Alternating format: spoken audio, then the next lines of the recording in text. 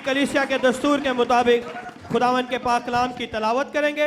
ज़बूर 40 verse 1 to 8, साम 40 verse 1 to 8, ज़बूर 40 1 से 8 आयत तक। Praise the Lord, church.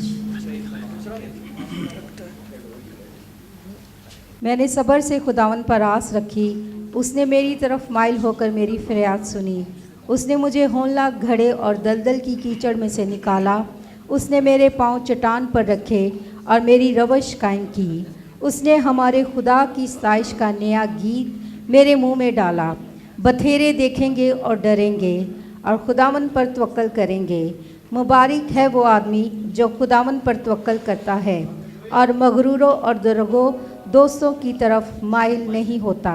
ऐ खुदावन मेरे खुदा, जो अजीब काम तूने किए और तेरे ख्याल जो हमारी तरफ हैं वो बहुत से हैं।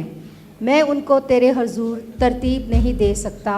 अगर मैं उनका ज़िक्र और बयान करना चाहूँ तो वो शुमार से बाहर हैं।